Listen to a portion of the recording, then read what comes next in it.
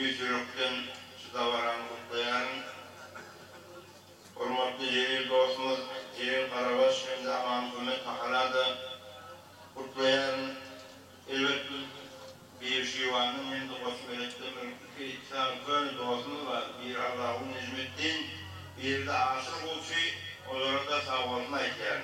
Tadı gördük nazarına eşliğini bunu. Ondan da aradırıklarına beter sağ olsun aytlarını.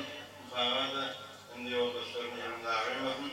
Men ikisini koşu okuyup verecek. Biri geyten ışkıysa, biri de enedir. Evet enedir. Türkiye yoldaşım bir şunu okuyup vereceğim diyeyim.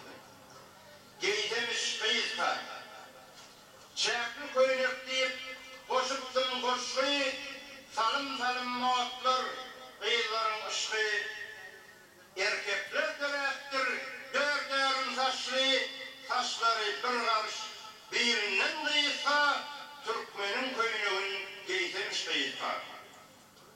Eneler kaygısı, kıyıları septir, kıyıların koyununa, yigitler köktür, yigiden nasihat, dinleten neptir, mengeyip kıyılara, erkek kağıysa, Türkmenin köyünün geytemiş kıyısa.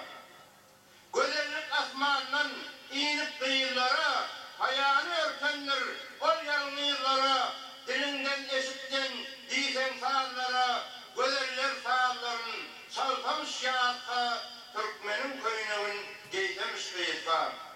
Orna kaçtı Türkmen köyünökken göre, yadigar kalsamış diysek yalvara, sıvınlı kıyılarımız mantovculuğura, mantonu geyse de yağımız büyütke, Türkmenin köyünün geytemiş kıyısa.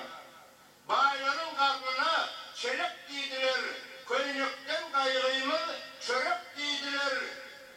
Dilinden nummeter gerek giydiler, keyfi kök, karnı dok, durşuna tozsa, Türkmenin köyünün geytemiş kıyısa. Saçakta oturdan göz yumuk tıkma, mantonu giysen de düzlükten çıkma, Türkmenin devini hiç açan yıkma, devini saklayıp yıkmadan iyiysa, Türkmenin köyünün geytemiş kıyısa. Sivril'de ekitmez, yenir yaltani, köyünün Türkmenin hanı sultani. Oynanıp geysen zulvar mantoni, kucağın açıp da yortmağın yağsa, Türkmenin köyünün geytemiş kıyısa. Mantonu büyürüktür, okuda giymek, adamlar erkinle evladı söymek, Türkmen oğla büyürük, kıyılara giymek, yokumlu yokumsuz, sözlerim sözke, Türkmenin köyünün geytemiş kıyısa. Kirli boşluğu nedir? Elbet İran koşuttum yönü, ustadı yeri değildi, minne şunu ufaktayım. Nedir? Kulak koyun kardeşler, oynanın bu sözlere, Türkmen dili kalıp dur, yaş dolun bu gözlere. Sade sözleri ayrı dillen koştular, Türkmen dilin kiçeldip, öz dilinden geçtiler. Şahir deyip koştuk biz, koşkular yürekten, emma onun gücü yok, bülke de çörükten.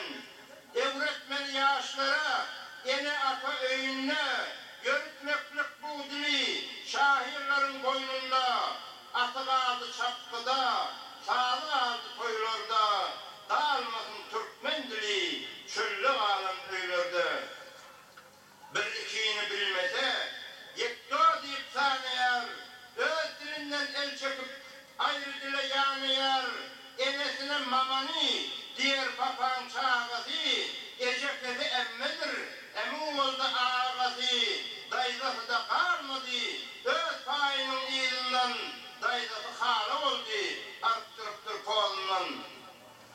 Sallançağa tak deyip, su yerine ağ içer, bir kapıyı yapıp bolsa, bağ ederim deyip açar, mivalar kaçtı dilinden, bağ vursan dilinden, ermek boldu gulabi, dilin gitti elinden.